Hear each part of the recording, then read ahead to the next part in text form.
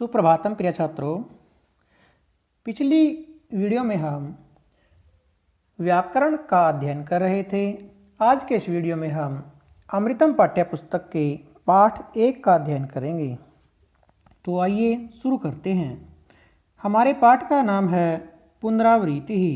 पुनरावृत्ति ही शब्द 2 शब्दों के योग से बना है, पुनः और आवृत्ति ही। पुनः प्लस आवृत्ति ही। पुनः का अर्थ होता है दोबारा और आवृत्ति का अर्थ होता है दोहराव। तो पुनरावृत्ति ही शब्द का अर्थ होता है दोहराई या दोहराव। तो आइए पाठ को शुरू करते हैं। कहता है कि आप संस्कृत की वर्णमाला से परिचित होंगे। वैसे तो आप संस्कृत पहली बार पढ़ रहे हैं, लेकिन संस्कृत और हिंदी की वर्णमाला लगभग एक समान होती है। कुछ ही वर्णों का इन दोनों में अंतर होता है, तो उस अंतर को हम इस पाठ में जान लेंगे। आगे कहता है संस्कृत वर्णमाला में 13 स्वर और तथा 33 व्यंजन होते हैं।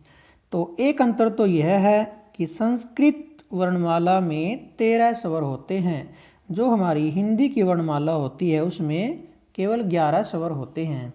तो एक बात तो हमें यह जाननी है कि जो संस्कृत में 2 अलग से स्वर आए हैं वो कौन कौन से हैं, इसके बारे में हम अभी आगे जानेंगे। दूसरा कहता है कि तथा 33 व्यंजन होते हैं। तो व्यंजन हिंदी में भी हमारे 33 ही होते हैं। तो ये बात तो यहाँ पर और वहाँ दोनों जगह पर एक समान है।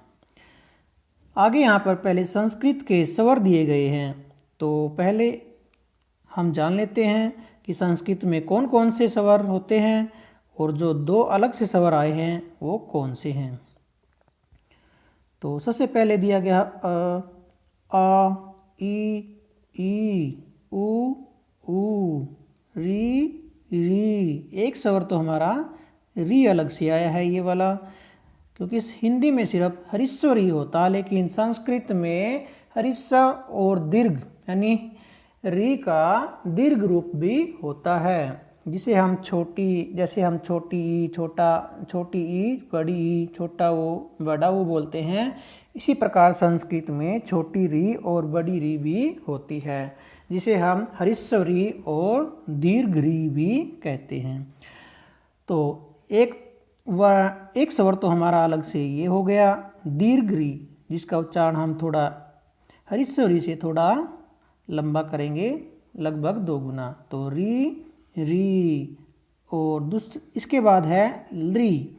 तो लरी स्वर भी हमारा संस्कृत में अलग से आया है। तो ये दोनों स्वर है जो दीर्घ री और लरी, ये दोनों संस्कृत में हिंदी से अलग होते हैं। हिंदी में केवल 11 स्वर होते हैं। ये दोनों स्वर हिंदी वर्णमाला में हम नहीं होते। आगे है ए, ऐ, ओ, औ। तो इस प्रकार ये हमारे संस्कृत में 13 स्वर हो जाते हैं। आगे है हमारे व्यंजन। तो व्यंजन तो हमारे हिंदी और संस्कृत दोनों के एक समान है। तो एक बार इनका भी हम उच्चारण कर लेते हैं। व्यंजन। व्यंजन में आपको पता है कि व्यंजन वर्णों को 3 भागों में बांटा जाता है। जैसा कि आपको पता है व्यंजन के 3 भेद होते हैं, स्पर्श, अंतस्थ और ऊष्म व्यंजन। और इन्हीं 3 भागों के अनुसार जो व्यंजन वर्ण है उनको लिखा जाता है। सबसे पहले स्पर्श व्यंजन में कौन कौन से वर्ण आते हैं। तो ये वर्ण हमारे होते हैं क से लेकर के म तक, और ये हमारे कुल 25 वर्ण होते हैं। और इन 25 वर्णों को स्पर्श व्यंजन में 5 भागों में अर्थात 5 वर्गों में बांटा जाता है, और प्रत्येक वर्ग में 5-5 वर्ण रखे जाते हैं। तो यहाँ से लेकर के क से लेकर के म तक हमारे ये 25 स्पर्श व्यंजन होते हैं। तो सबसे पहले हमारा है ये क वर्ग। तो क वर्ग में कौन कौन से वर्ण आते हैं, क, ख, ग, घ, ङ। आगे हमारा च वर्ग। च वर्ग में हमारे आते हैं च, छ, ज, झ, य। आगे है ट वर्ग। ट वर्ग में हमारे आते हैं ट, ठ, ड, ढ, ण। फिर है हमारा त वर्ग। त वर्ग में हमारे आते हैं त, थ, द, ध और न। फिर है हमारा प वर्ग। प वर्ग में हमारे आते हैं प, फ, ब, भ और म। तो ये थे हमारे 25 स्पर्श व्यंजन। उसके बाद आते हैं हमारे अंतस्थ व्यंजन। तो अंतस्थ व्यंजन में आपको पता है कि 4 ही वर्ण आते हैं, य, र, ल और व। ये हमारे 4 वर्ण हैं जो ये अंतस्थ व्यंजन के अंतर्गत आते हैं। उसके बाद आता है हमारा उस व्यंजन। उस व्यंजन में हमारे तीनों प्रकार के स और ह वर्ण आता है। तो उस व्यंजन में आते हैं हमारे स, स और ह। तो ये 4 वर्ण हमारे आते हैं उस व्यंजन के अंतर्गत। तो 25 हमारे वर्ण हो जाते हैं स्पर्श के, और 4 वर्ण हो जाते हैं हमारे अंतस्थ के, और 4 हो जाते हैं हमारे उष्म के। इस प्रकार हमारे कुल मिलाकर 33 वर्ण यहाँ पर पूरे हो जाते हैं। ठीक है। उसके बाद कहता है कि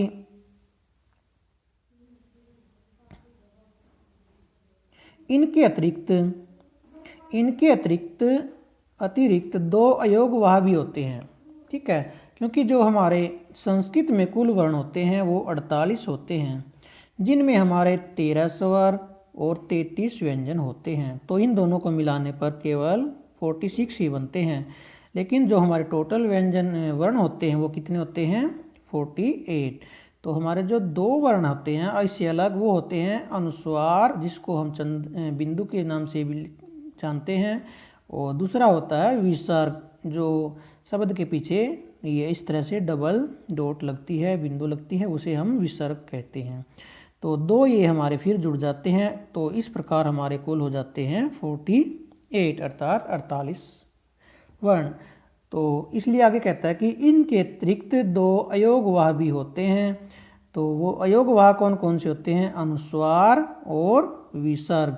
अनुस्वार हम ऐसे जैसे ऊपर बिंदु लगाते हैं इसको बोलते हैं। जैसे हमने शब्द लिखा अंत, ठीक है, अंत के ऊपर ऐसे ऊपर बिंदु लगाते हैं तो क्या हो जाता है हमारा, ये जो ऊपर बिंदु है इसको हम अनुस्वार बोलते हैं। और दूसरा शब्द हमारा जैसे लिखा जाता है, जैसे हमें इसी को लिखना है वो अतः, जैसे हम अतः शब्द को लिखते हैं अतः, तो इसके पीछे जो ये 2 डबल डॉट लगते हैं इसको हम कहते हैं विसर्ग। तो ये हमारे हो गए विसर्ग। तो आगे कहता है, आगे देखते हैं हम। तो यहाँ पर हमारे जो संस्कृत वर्णमाला के जो वर्ण है वो कंप्लीट हो जाते हैं, 13 स्वर, 33 व्यंजन और 2 अयोगवाह। तो कुल मिलाकर ये 48 वर्ण हमारे यहाँ पर हो जाते हैं। तो आगे कहता है कि वर्णमाला में कुछ संस्कृत वर्ण भी होते हैं। वर्णमाला में कुछ संयुक्त वर्ण भी होते हैं। वर्णमाला में कुछ संयुक्त वर्ण, संयुक्त का अर्थ होता है जुड़ा हुआ या मिला हुआ। ठीक है। तो संयुक्त वर्ण 2 या अधिक अक्षरों से मिलकर बनते हैं। ठीक है। तो संयुक्त, जैसा कि आपको पता है कि संयुक्त का अर्थ ही होता है मिला हुआ। तो ऐसे वर्ण जो 2 या अधिक अक्षरों या वर्णों के से मिलकर बने होते हैं उन्हें हम संयुक्त वर्ण कहते हैं। तो हमारे संयुक्त वर्ण कौन कौन से होते हैं? सबसे पहले आता है हमारा क्षय। क्षय जी यहाँ पर है जो क्षय। तो ये कौन कौन से वर्ण से मिलकर बनता है? क से, श से, स और अ। क, स और अ हमारा बन जाएगा क्षय। ठीक है। उसके बाद है हमारा द्य, जिसको हम विद्या में लिखते हैं, इस प्रकार से लिखते हैं ना, विद्या में, विद्यालय में। तो ये होता है द्य। तो ये होता है द के पैर में यह। तो इसका जो वर्ण, इसमें कौन कौन से वर्ण होते हैं? द, य और अ। तो ये हो जाता है हमारा द्य। आगे कहता है दध, जैसे हम लिखते हैं शुद्ध। ठीक है। शुद्ध शब्द हमने लिखा शुद्ध। ठीक है। तो ये होता है जो द के नीचे ध। तो ये भी हमारा क्या होता है? संयुक्त। संयुक्त वर्ण होता है। तो इसमें कौन कौन से वर्ण मिले होते हैं? द, ध और अ। ध, दध। ठीक है। आगे है हमारा श्री। श्री जैसे हमने लिखना है श्रीगाल। ठीक है, श्रीगाल है। तो इसके अंदर जो श्री है, तो इसमें कौन कौन से वर्ण होते हैं? एक तो ये वाला स, ठीक है, जिसको आप 21 वाला स बोलते हैं, एक री। ठीक है, तो इन दोनों को मिलाकर हमारा हो जाएगा श्री। और उसके बाद कहता है त्रय। उसके बाद हमारा आता है त्रय वर्ण। ठीक है, त्रय वर्ण में हमारे आते हैं त, र और अ। त्रय बन जाएगा। जैसे हम लिखते हैं त्रिशूल। ठीक है, त्रिशूल। तो इसमें जो त्रि शब्द है, तो ये क्या है? हमारा संयुक्त वर्ण है। अगर हम त्रि का वर्ण विच्छेद करेंगे तो हमारा हो जाएगा त प्लस र प्लस ई, त्रि बन जाएगा। ठीक है। आगे है हमारा श्रय। श्रय जैसे हम श्री लिखते हैं, श्री। ठीक है, एक बात यहाँ पर मैं आपको क्लियर करा देता हूँ। एक तो ये वाला श्री होता है और एक ये होता है श्री। ठीक है, एक होता है श्री, एक स्त्री। एक इसके अंदर जो इसके पैर में क्या है? र है, और इसके पैर में क्या है? इसमें री की मात्रा है। लेकिन इसमें क्या है? इसके नीचे र वर्ण है, श्री। अगर हम इसको देख ले एक बार ध्यान से, इस प्रकार लिखते हैं री, तो ये क्या है? इसके स के नीचे री की मात्रा जिस प्रकार यहाँ पर दी गई है, स प्लस री। अगर इसको हम इस प्रकार से लिखते हैं, इस तरह से, तो ये क्या है? स के नीचे र है। इसका वर्ण विच्छेद इस प्रकार होगा, स प्लस र। ठीक है, और इसका बनेगा हमारा स प्लस री। इसके अंदर मात्रा जुड़ी हुई है। ठीक है, और इसमें क्या है? मात्रा नहीं है, इसके नीचे र वर्ण। तो इन दोनों में आपको अंतर जान लेना है।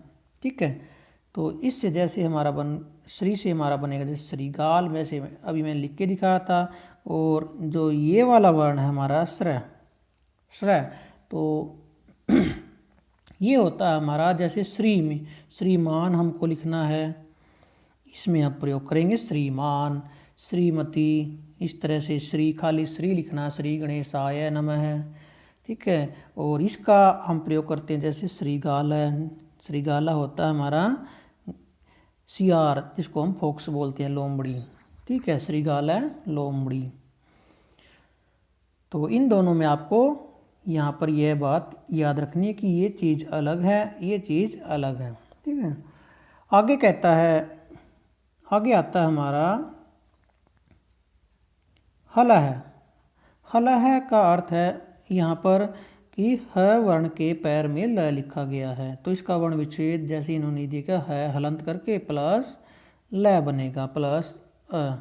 ठीक है, तो यहाँ पर जैसे दिया ह ल अ, तो ये क्या चीज़ है? ये है के पैर में ल लिखा हुआ है। इसको हम अलग अलग इस प्रकार से भी लिख सकते हैं, है हलंत करके ल। ठीक है, हल, हल। और अगर इसको इकट्ठा लिखना है तो पहले हम है बना लेंगे इस प्रकार से, और इसके नीचे हम ल बना देंगे, इससे से हल बन गया। ठीक है ना, तो ये हो जाएगा हमारा हल। जैसे हमारा शब्द आता है आह्लादयति। ठीक है, आ है, तो यहाँ पर हम ल लिखेंगे इसके नीचे, आ की मात्रा, य ती, आह्लादयति। ये यहाँ पर द रहता हमारा, आ है, यहाँ पर ल बना देंगे, आह्लादयति, आह्लादयति। इस तरह से कुछ शब्द आएगा हमारा, प्रश्न करता है। उसके बाद हमारा आता है यहाँ पर ज्ञ। ज्ञ में हमारा जो वर्ण है वो है हमारे एक ज और एक प्लस य, जो च वर्ण का अंतिम वर्ण है, और प्लस अ, जैसा कि आपको यहाँ पर दिखाया गया है, ज य और अ हमारा हो जाएगा ज्ञ। उसके बाद हमारा दव, जैसे आपको लिखना है विद्वान। ठीक है, तो इसमें जो द के नीचे ये वह है, तो ये भी क्या है हमारा संयुक्त वर्ण है। तो इसको अलग अलग करेंगे तो इस प्रकार से हो जाएगा द व प्लस अ, दव, दवा है। और आगे कहता है हाउ, ठीक है हाउ, तो ये भी क्या, जैसे यहाँ पर था है के नीचे है के पैर में ल, तो यहाँ पर क्या दे दिया है के पैर में वह, तो इसको हम इस प्रकार से लिख लेंगे है बना के, और यहाँ पर बना देंगे हम वह, हाउ, ठीक है। हाउ का वर्ण विच्छेद हो जाएगा है प्लस व प्लस अ, हाउ, ठीक है। तो ये थे हमारे कुछ संयुक्त वर्ण और हमारे संस्कृत के जो स्वर हैं, व्यंजन हैं, और दो आए हमारे अयोगवाह, अनुस्वार और अनुनासिक, और उसके बाद कुछ संयुक्त वर्ण थे। इन सब के बारे में आपने पढ़ लिया है। आगे कहता है कि वर्ण वियोजन तथा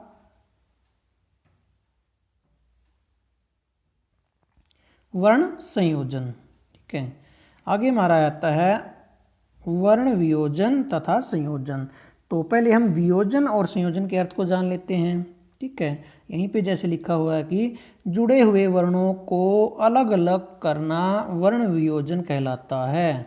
अर्थात जैसे आपके यहाँ पर जुड़े हुए वर्ण है, जैसे मैंने ऊपर यहाँ पर दिखाया था आपको, जैसे आपको दे दिया ज्ञ, तो ये क्या है, जुड़ा हुआ वर्ण है, तो इसको अलग अलग करना क्या कहलाएगा, वर्ण वियोजन। जैसे हम इसको अलग करेंगे ज प्लस य प्लस अ, तो ये क्या है इसका वर्ण वियोजन, ठीक है। ये जुड़ा हुआ वर्ण है, इसको अलग अलग कर दिया, यहाँ पर आपने 3 वर्ण इसके अलग अलग कर दिए, तो ये क्या हो गया हमारा वर्ण वियोजन। उसके बाद आता है हमारा संयोजन। संयोजन इसका क्या हो जाएगा उल्टा, अर्थात कहता है कि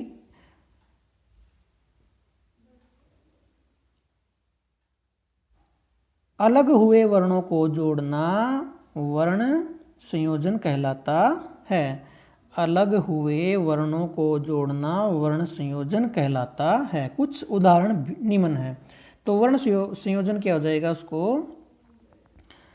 अलग हुए वर्णों को जोड़ना,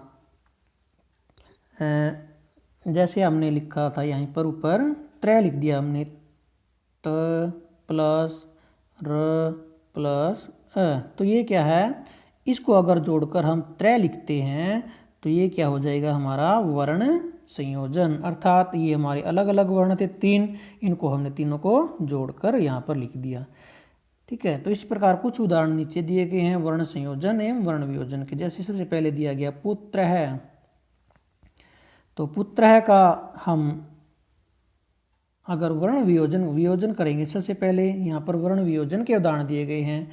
तो पुत्र है का वर्ण वियोजन बनेगा, सबसे पहले हम एक एक वर्ण को लेंगे और उसका वियोजन करते चलेंगे। जैसे सबसे पहले हमने ले लिया पुत्र है में पू, तो पू का वर्ण वियोजन क्या हो जाएगा, प प्लस उ पू पे छोटे उ की मात्रा है, तो यहाँ पर हम हरित स उ लिख देंगे। आज उसके बाद है त्रय, त्रय का वर्ण वियोजन आपने ऊपर पढ़ा था, त र प्लस अ, और साथ में विसर्गे हैं तो अ के साथ विसर्गे भी लगा देंगे, तो ये हो जाएगा हमारा पुत्र है, ठीक है। आगे कहता है विद्यार्थी। विद्यार्थी का वर्ण वियोजन क्या है, पहले हम करेंगे वी का वर्ण वियोजन कैसे रहेगा, व प्लस ई। उसके बाद हलंत है, इसको हम सेम लिख देंगे, इसके बाद कोई स्वर नहीं आएगा। जो वर्ण पहले से अगर हलंत करके दिया, जैसे मैं हलंत करके दे दिया, तो इसका कोई वर्ण वियोजन नहीं होगा, इसको सेम लिखा जाएगा, क्योंकि इसके हलंत का अर्थ होता है कि इसके अंदर कोई भी स्वर नहीं है। ये जो वर्ण है ये स्वर रहित है, इसके अंदर कोई स्वर नहीं। जब इसके अंदर कोई स्वर नहीं है तो उसका हम अलग कैसे करेंगे, जब इसके अंदर कोई वो स्वर है ही नहीं या कोई मात्रा इसके अंदर नहीं मिली हुई है, तो हम उसको अलग भी क्या कर सकते हैं। तो आगे कहता है या, आगे हमारा आता है या, विद्य वी और द का हमने कर दिया या का हो जाएगा यह प्लस आ या।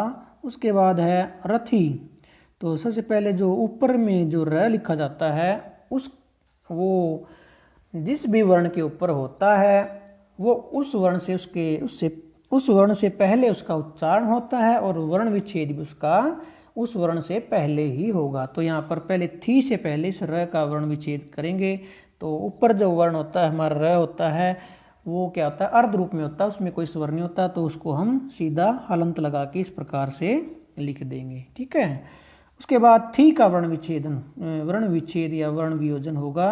तो थी पे दीर्घ ई की मात्रा है तो थ हलंत करके लिख देंगे और इसके साथ हम प्लस दीर्घ ई लिख देंगे। ठीक है।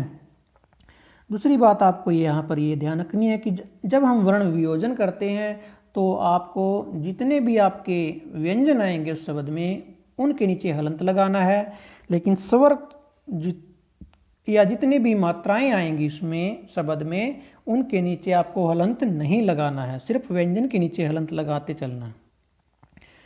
आगे हमारा प्रज्ञानम, प्रज्ञानम जिसको हम प्रज्ञानम भी बोल सकते हैं, प्रज्ञानम का हम वर्ण विच्छेदन करेंगे। तो सबसे पहले हम प्र का लेंगे। प्र का वर्ण विच्छेदन कैसे होगा? तो प्र जो होता है हमारा, ये क्या होता है, प के नीचे र। तो जो भी वर्ण पैर में लिखा जाता है वो क्या होता है, पूर्ण होता है, उसमें स्वर जुड़ा हुआ होता है, और जिसके पैर में वो वर्ण लिखा जाता है वो हमेशा अर्ध होता है, उसमें कोई स्वर नहीं होता। तो अगर हम प्र का वर्ण विच्छेदन करेंगे तो वो बनेगा प हलंत, इसके बाद कोई स्वर नहीं आएगा, स्वर आएगा र के बाद, प हलंत र प्लस अ, तो ये इसका हो जाएगा प्र का। तो प्र का विच्छेदन कर दिया, प अ, यहाँ पर क्या है ये, नहीं हम ऊपर का कर रहे थे प्रज्ञानम का।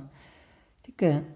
तो यहाँ पर हम कर रहे हैं प्रज्ञानम का, प हलंत और उसके बाद र प्लस अ, ये हमारा हो गया प्र। उसके बाद आया ज्ञा।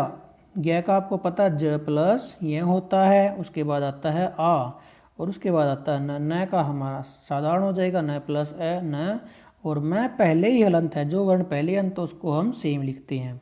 तो ये हो जाएगा प्रज्ञानम का वर्ण विच्छेद। ठीक है। आगे है परीक्षा। परीक्षा का वर्ण विच्छेद हम करेंगे। सबसे पहले प का करेंगे, सिंपल वर्ण विच्छेद रहेगा, प प्लस अ। उसके बाद री का करेंगे तो र प्लस दीर्घ ई हो जाएगा, और उसके बाद क्षय का, क्षय का आपको पता क प्लस श प्लस आ, क्योंकि क्षय वर्ण आपको ऊपर पढ़ाया गया तभी क और श के योग से बनता है। तो क और श प्लस आ की मात्रा हैक्षा, तो आ की मात्रा आ स्वर को अलग से लिख देंगे। तो ये हो जाएगा परीक्षा। उसके बाद है चिह्नम। चिह्नम का वर्ण विच्छेद, यहाँ पर जो बीच में है उसके नीचे न वर्ण लगा हुआ। यहाँ पर जैसे न, पहले आपने ऊपर है के पैर में ल पड़ा है और है के पैर में वह पड़ा है, यहाँ पर आ गया है के पैर में न, तो इसको न को हम ऐसे लिखेंगे, है के पैर में न, चिह्नम। ठीक है। ची को आपको पता ही है, च प्लस हरिस्व ही आ जाएगा ची का, तो और हनम का हन का आ जाएगा। जैसा कि मैंने आपको बताया कि जिस पैर के वर्ण में दूसरा वर्ण होता है, तो जो पैर के नीचे होता है या नीचे लिखा जाता है वो होता है हमारा, उसमें हमारा स्वर मिला हुआ होता है, और जिसके पैर में वो लिखा जाता है उसमें स्वर नहीं होता। तो है को हम हलंत करके लिख देंगे, इसके पीछे कोई स्वर नहीं आएगा, और न प्लस ए लिख देंगे क्योंकि न में क्या है, स्वर मिला हुआ है। और उसके बाद मैं पहले ही हलंत है तो उसको सेम लिख देंगे, चिह्नम बन जाएगा हमारा। आगे है श्रीमान। तो ये देखो आप, यहाँ पर जो श्री आया है इसको आपने ध्यान रखना है, ये क्या आया, स के पैर में र आया है। ठीक है। तो इसका वर्ण विच्छेद हम करेंगे स हलंत करके प्लस र प्लस मात्रा कौन सी है, दीर्घ ई की, तो दीर्घ ई लगा देंगे, श्री बन जाएगा हमारा। ठीक है। तो यहाँ पर री मत लिखना कोई भी, स प्लस री, तो क्योंकि इसके जो स के पैर में अब र आया है, जो री आएगा वो इस तरह से लिखा मिलेगा आपको। ठीक है। उसमें ये वाली चीज़ नहीं होगी, ये वाली, ठीक, ये ध्यान रखनी है आपको। आगे कहता है श्री का हो गया हमारा स प्लस र प्लस ई, श्री हो गया। और उसके बाद आ गया माँ, माँ का हो जाएगा म प्लस आ, और न हलंत है पहले ही, तो न हलंत पहले ही हलंत सेम लिख देंगे हम हलंत वाले को। ठीक है। उसके बाद आता है हमारा श्री गाला, ये आ गया आपका दूसरा वाला श्री, ये है तो श्री, वो है सर, या ये वाला अलग है, इसके नीचे र है और उसके श्री, तो ये है श्री गाल है, इसके नीचे री की मात्रा है, उसके नीचे र वर्ण था। तो इसका वर्ण विच्छेद होगा स प्लस री, श्री, और गा का आपको पता है ग प्लस आ गा, और ल का आपको पता है ल प्लस ए, और साथ में विसर्गे लगा देंगे क्योंकि यहाँ पर विसर्गे लगी हुई है ना, तो यहाँ पर अ के साथ हम विसर्गे यहाँ पर हम इसको अलग करके भी लिख सकते हैं, अ के बाद प्लस करके विसर्गे अलग से भी लिख सकते हैं। ठीक है, उसके बाद हमारा आता है वर्ण संयोजन। वर्ण संयोजन का अर्थ होता है, वर्ण संयोजन का हमारा अर्थ होता है वर्णों को मिलाकर लिखना, अलग अलग हुए वर्णों को मिलाकर लिखना। तो सबसे पहले हम क्या करेंगे, दो दो वर्णों को मिलाते रहेंगे और साथ साथ लिखते रहेंगे, जो भी हमारा शब्द बनेगा वो हम लिख देंगे। यहाँ तो पहले लिखा हुआ है, तो द प्लस ई हमारा क्या बन जाएगा, दी। ठीक है, दीर्घी की मात्रा है तो दीर्घी की लगा देंगे। आगे कहता क और श, क और श को आपको पता है श बनता है दोनों को मिला करके, और आ की मात्रा पद में तो आगे दीक्षा बन जाएगा। ठीक है, उसके बाद है वह प्लस ई, तो वह प्लस ई पे छोटी की मात्रा है, हरिस्व है तो हरिस्व लगा देंगे वी। आगे है प्लस वह, यानी कि है के बाद कोई स्वर नहीं है, फिर वह है फिर ए है, यानी कि है जो वह है ये है के पैर में लिखा जाएगा।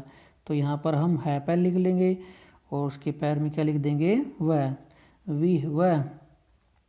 आगे है ल प्लस अ, तो ल को पूरा लिख देंगे और साथ में विसर्गे हैं तो विसर्गे जोड़ देंगे, विह वलह, तो विह वलह हो जाएगा हमारा व्यवधान जिसे बोलते हैं। आगे है प्रहलाद, प्रहलाद है, तो प प्लस र प्लस अ, तो प के बाद कोई स्वर नहीं है तो प को हम क्या लिखेंगे, आधा ही रखेंगे, और जो र प्लस ए है तो ये र इसके पैर में आ जाएगा। ठीक है, आगे है प्लस ल, तो दो वर्ण इकट्ठे आए हैं, यहाँ पर भी हम किसको मिलाकर लिख देंगे, है के पैर में क्या आएगा, ल, तो यहाँ पर हम ल बना देंगे, और फिर आ की मात्रा है तो आ की मात्रा, और फिर द ए विसर्गे प्रहलाद है, इस तरह से हमारा शब्द बन जाएगा। ठीक है, आगे कहता है क प्लस री, क प्लस री क्या हो जाएगा, क्री, और प प्लस आ पा, कृपा बन गया, ये तो सिंपल सा था। आगे है स प्लस व प्लस अ, तो स के बाद कोई स्वर नहीं है तो स को हम अर्ध रूप में लिख लेंगे, और व प्लस अ वह पूरा हो गया, और उसके बाद आता है हमारा ग र, यहाँ पर आ गया हमारा र के बाद कोई स्वर नहीं है तो आधे र हमारा क्या है, अर्ध है। अर्ध है तो जब भी अर्ध र आता है वो आगे वाले वर्ण के ऊपर लिखा जाता है, तो उसके आगे कौन सा वर्ण है, ग प्लस अ, ग हो जाएगा, और इसके ऊपर लगा देंगे हम र, और उसके बाद में हलंत है तो हलंत वाले को सेम स्वर गम हमारा हो जाएगा। आगे कहता है वह प्लस री, वह के नीचे री की मात्रा लगा दी, ये दोनों वर्ण जुड़ गए। उसके बाद आता है हमारा क प्लस श, क्षय बन जाएगा, और उसके बाद है वृक्ष, ए के साथ विसर्गे हैं तो विसर्गे लगा देंगे, वृक्ष है शब्द हमारा बन जाएगा। ठीक है, उसके बाद यहाँ तक हमारा जो पाठ है, यहाँ पर हमने पढ़े हैं संस्कृत वर्णमाला में स्वर 13 होते हैं, उनमें जो दो अतिरिक्त स्वर आए हैं वो आए हमारे दीर्घ री और लरी। ठीक है, उसके बाद व्यंजन है जो हमारे वो हिंदी के समान ही हैं, दो हमारे आते हैं यहाँ पर, वो क्या कहते हैं अयोग वाह, यहाँ पर हमने पढ़े थे अयोग वाह, वो हमारे होते हैं अनुस्वार और विसर्ग। ठीक है, और उसके बाद कुछ संयुक्त वर्णों के बारे में हमने पढ़ा था, संयुक्त व्यंजन या संयुक्त वर्णों के बारे में। उसके बाद वर्ण संयोजन और वर्ण वियोजन के बारे में हमने पढ़ा। तो वर्ण संयोजन किसे कहते हैं, वर्णों को अलग अलग करना। ठीक है, मिले हुए या जुड़े हुए वर्णों को अलग अलग करना, और वियोजन होता है हमारा, वर्ण वियोजन होता है जुड़े हुए वर्णों को अलग अलग करना, और संयोजन होता हमारा मिले हुए वर्णों को या जुड़े हुए नहीं अलग अलग हुए वर्णों को जोड़ना। ठीक है, यानी कि वर्ण वियोजन हो जाएगा हमारा जुड़े हुए वर्णों को अलग अलग करना, और संयोजन हो जाएगा अलग अलग हुए वर्णों को जोड़ना। जिस प्रकार हमने सभी उदाहरण इसके हल करके देखे हैं। तो आज के वीडियो में सिर्फ इतना ही। बाकी का पाठ हम नेक्स्ट वीडियो में करेंगे। धन्यवाद।